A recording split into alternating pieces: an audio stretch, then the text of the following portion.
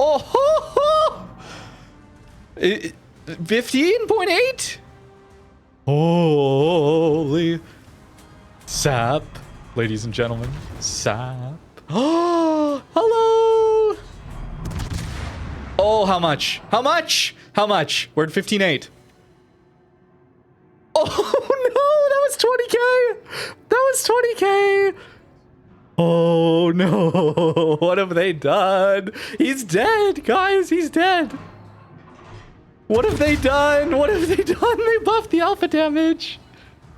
No, the poor guy. You get spotted for a millisecond, you're toast against this thing. Hey guys, welcome back to World of Warships. We gotta take a look at the Piemonte. It got a buff this update alongside many ships. As always, Wargaming, keep these regular balance changes coming. But Piemonte got a massive buff. The alpha damage here has been increased on both the SAP and the AP. But maybe more importantly, we get a very nice range buff. We almost get a kilometer more range, which is very comfortable, allowing us to easily take reload mod instead of wondering if we should take range mod in this passive meta. No more. You can just run reload and have a great time. They also slightly buffed the shell velocity, and we're going to notice that gives us a half second, maybe a little bit less, of shell flight time out to 17 kilometers or so. Not a massive change, but certainly a buff to this ship. More importantly, though, it's this alpha damage. It is another 7% buff on the SAP and close to 10% on the AP. So that means the SAP has gone from 7,000 alpha damage up to 7,500, which with percentage buffs on heavy HE and SAP can be pretty insane. We also get AP going from 6,100 alpha damage to 6,750. And the AP here is very nice. It got a buff thanks to that shell velocity too, giving it a little bit better pen. These are essentially Castilla guns, kind of. It's a little bit better pen. At 15 kilometers, the AP here has 335 millimeters of pen, where Castilla gets 315. So Castilla has the old shell velocity on the AP of 945 meters a second, and that's still very good. But a nice little buff there. The AP certainly worth using. You can overmatch a lot of light cruisers, so while you may be inclined to just spam SAP out of this ship, it's worth shooting that AP if you can get Citadels. That's kind of my rule of thumb whenever I'm playing a SAP ship. If I can get Citadels, I'm probably going to try for the AP. More guaranteed Citadels, let's say at closer ranges. But at longer ranges, and certainly if I'm not able to get Citadels, I don't find the AP really worth using. Outside of, the SAP just doesn't pen, perhaps. We'll see a few examples of that as we play the game today. The SAP, by the way, gets 67 millimeters of pen. If you're used to Venezia, it's got a caliber increase. No longer do we have 203s, we're up to 254s here. So pretty massive alpha damage bump on these shells. Ven has 5,200 SAP alpha. 7,500 is what we have now. You should notice some of these salvos have shockingly few numbers of pens, yet we're doing absolutely ridiculous damage. I was surprised by that, I gotta say. To be fair, I haven't played Piemonte much recently, and honestly, neither of you. Looking at some of the stats here on this Ship Tool website, I'm actually able to see the play rate of these ships over the last couple of updates. And Piemonte is the least played super cruiser on both North America and European server with the last 3 updates. Asia, it's Novosibirsk, but Piemonte is pretty close there. So I guess that's why they decided to buff it. Going back and looking at some of my initial thoughts on this ship, I kind of wondered what was the benefit over Venezia. Certainly on the damage side of things, it didn't feel like a massive buff over that ship. Ven has 15 guns, where here we only get 12. So while it's nice to have the extra alpha damage, the actual DPM numbers weren't too different, and when we're mostly using SAP, didn't feel that different to me. Here though, we certainly have quite a bit higher DPM now. The SAP DPM is at 257,000 on Piemonte, where it's 220,000 base on Venezia. That is a pretty significant increase. AP also got a nice buff there. The guns hit incredibly hard. They already did, so if you play Piemonte now, you should notice this ship absolutely is impossible for people to deal with. This poor Condi here is going to try and kite away from us. Now we do have teammates here, but it's a Schlieffen. That's not the best at long range. The SAP is just so hard to deal with. Playing it, it's fun because you're pretty much guaranteed full pens. You're pretty much guaranteed good damage. Playing against is very hard because the pen angles are just so difficult to deal with. 70 to 80 degree ricochet angles means you have to be perfectly angled, and at ranges when we're starting to get some more plunging fire, it's very, very difficult to actually mitigate the damage here. That's one of the reasons why Colombo Legendary Upgrade is so frustrating to deal with. Sap in general, I think, is just a very frustrating ammo type. So Piemonte gets a welcome buff from a sense that it doesn't get played very often, from a sense that it wasn't much of an upgrade on Venezia, at least in gunpowder. But from a user perspective, or people fighting this ship, I'm not sure we should be buffing these sap ships, I gotta be honest with you. Although a big buff Piemonte had over Venezia that it still retains is its armor. This ship is surprisingly tanky. This ship actually gets 40 millimeters of deck and upper belt armor. And that's really important, that no battleship can overmatch that. Suddenly, we're quite a tanky cruiser. We get quite a bit more HP too here with the HP flag that's been introduced a little while ago, as well as survivability expert, nearly 70k HP on a cruiser. Pretty strong for a ship like this one to be able to sit kited at the back of the map. Our firing angles are excellent. It's like 30 degrees backwards and 33 degrees forward. And that starts to matter a lot, not just for the comfort that the ship is to play, but when you don't get overmatched on your deck and upper belt armor, suddenly you can sit in front of battleships at longer ranges and know you're gonna bounce those big salvos that hit you center mass. If they actually want to damage you with their AP, they're gonna have to hit you upper bow stern sections, which is hard to do at 15, 16, 17 kilometers. Now out to 18.7 kilometers base. And then if you have Sansonetti, well, we can push that out over 20. Sansonetti is very powerful on all the Italian ships, but certainly with the cruisers, getting that first kill, allowing you to have even more comfortable range, 20.2 kilometers, and we're running reload mod here, guys. It's a very comfortable ship to play, so if you've got a Piemonte, haven't played it in a while, certainly worth playing this update if you've got it. Now, you are going to lose a lot of credits playing this ship, if you don't have a premium account especially, but even then, super ships are just very, very expensive on your credits to play. So Venezia still is likely more useful to play if you want this SAP playstyle. Venezia is still absolutely amazing. Don't feel bad if you don't have this ship or you don't have the credits to actually fund playing these super ships. Ven actually is incredible still. We have a pretty close game on our hands here. You love to see it. Not getting blowouts is always a good time. And this is where Piemonte can really shine compared to something like Ven. But even against some of the other super cruisers, having that 40 millimeters of armor allows me to bow in angle to, say, a bungo, as that was front guns 10k damage into that bungo, by the way. I haven't been calling those out, but the salvos here are kind of ridiculous. You can play bow on and still do really good damage. It's crazy. But we can play these roles a little bit more where we're not a full battleship, but we're allowed to tank some salvos. We don't have to be scared of the battleships if we're angled to them. This ship does have an above water citadel. It's got turtleback, but it's only like 30 millimeters. We'll look at the armor towards the end if you forget what this thing is like, but it's very, very tanky overall. And that allows us to play a pretty risky position like this, caught in a potential crossfire between Stalin, Vincent, Bungo on our bow, and then maybe some torps coming through. We haven't seen some of those enemy DDs for quite a while. The SAP being able to pen Stalingrad pretty much everywhere is absolutely amazing for us. It's pretty unfortunate for a Stalingrad trying to use the angling that was so powerful back in the day when that ship was released. You can't really do that against SAP, unfortunately. And that's got to be the main reason I find SAP to be a little bit of a broken ammo type in this game. Just the inability to angle to it, as well as the inability to really shatter it that easily either. Most upper belt deck armors aren't prepared to deal with SAP pen. It's prepared to deal with overmatch from battleships and HE pen from heavy cruisers. So getting this middle ground of pen, like 50, 60 millimeters of pen, as well as the consistency of high explosive and that you're not dealing with overpens really ever, is very, very hard to deal with SAP ships. So Piemonte is very strong simply because of that. And then it's given this armor where we can play a very awkward position here. I'm very worried about the Vincent coming around the corner on us. I'm worried about torpedoes. We don't have a hydro, so doing some of these pushes, perhaps ill-advised. And yet we're still going to try and make it work. Our turret traverse here isn't too bad. I will say I'm running the lighthouse build in this one. I primarily ran it with a more standard build, not running lighthouse, running full concealment, not even taking heavy HE and SAP, which nerfs your concealment by 15%.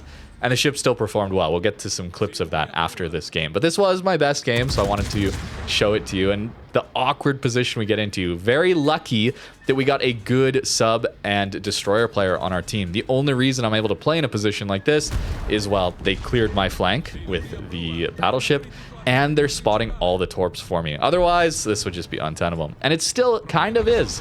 That Stalingrad nearly took us out of the game. And we do manage to take him out, get the high caliber. But now there's a full HP Hoffman. Interesting. A full HP Hoffman. What are we going to do about him? Oh, okay, never mind. He's done already. Shima opens up, desperately trying to kill us. We got a pretty small superstructure. That's the only thing he can hit to actually pen us. And because we have reload mods, some adrenaline rush, we actually get our salvo out on him and take him out. Our guys managed to clutch out the rest of this game. The points stick out, and we do win it. That is kind of ridiculous. I'm not going to lie. It is a super ship. All these super ships are very, very strong. But, and by the way, never seen before footage, PQ complimenting a sub? I didn't even know that could happen. Usually, I just don't compliment or report subs, that kind of thing.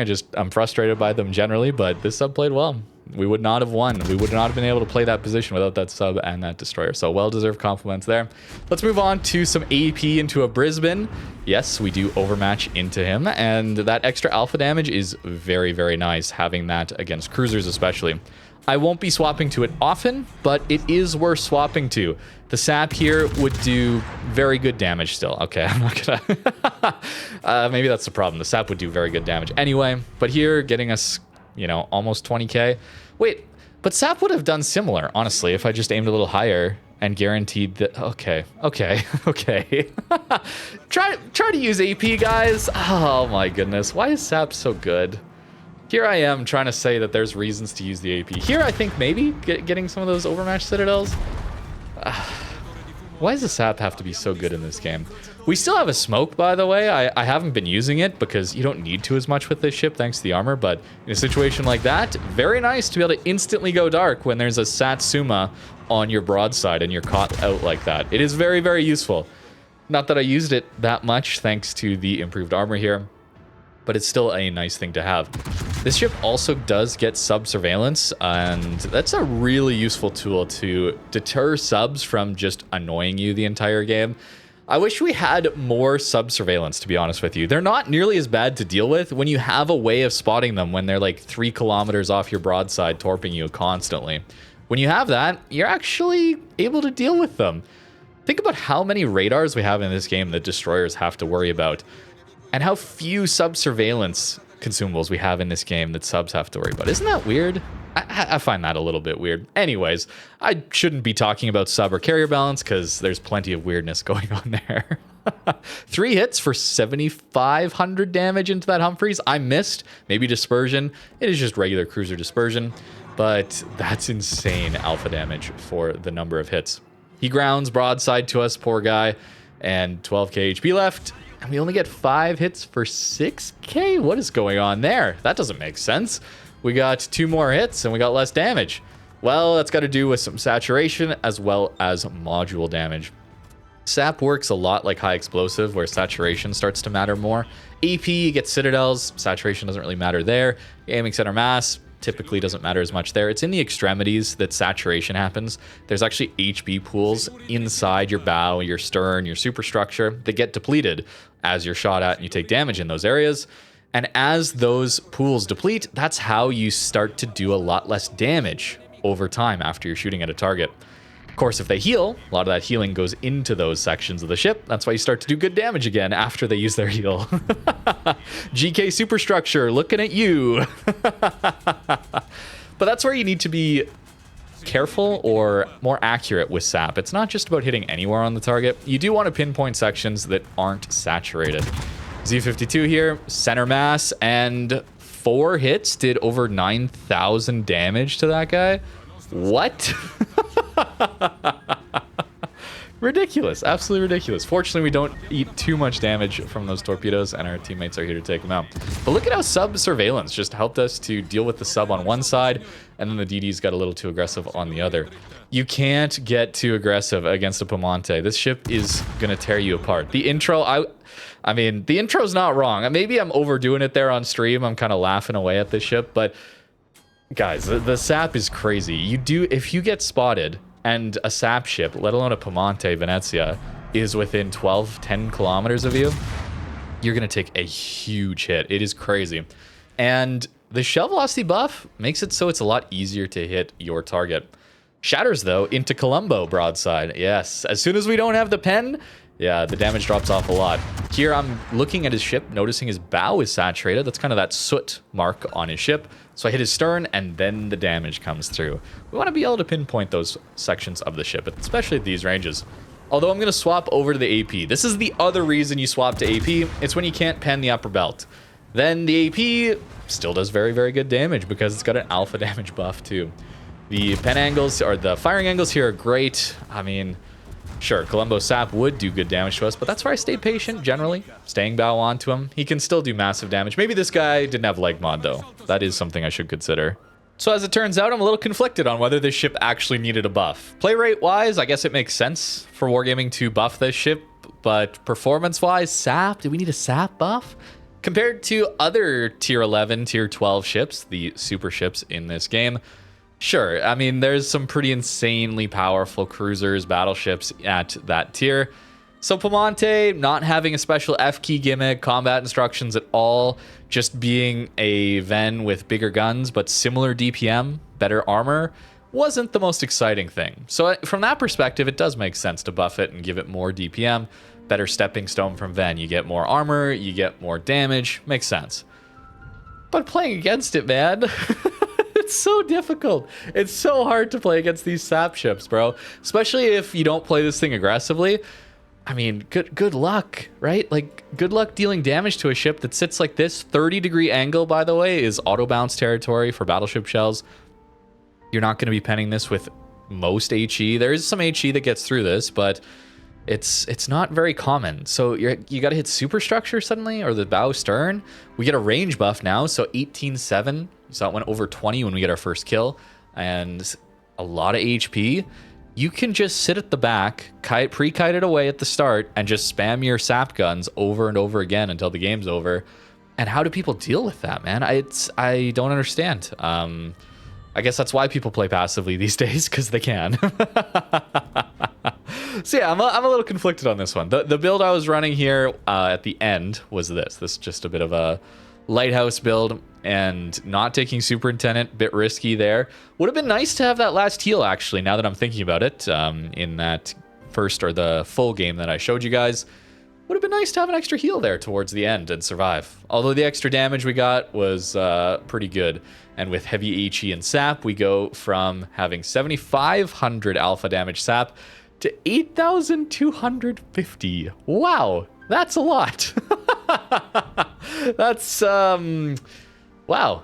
I mean, I was just playing Picardy, and I know, very big tier difference there, but that's interesting, the alpha damage on these guns now. Pretty wild. And if you're wanting a more normal build, definitely swap out heavy HE and sap over to superintendent, and swap outnumbered over to concealment. You get yourself down to like 12-4 detect. Very, very solid. And with this range buff, that's very comfortable to play then.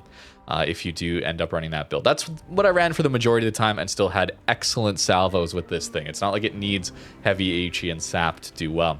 As well as rudder shift. I mean, you want to be dodging shells, sure, but as soon as you have this armor, it doesn't matter quite so much to avoid every last overmatching salvo coming your way, because they can't overmatch you like they would with the Ven.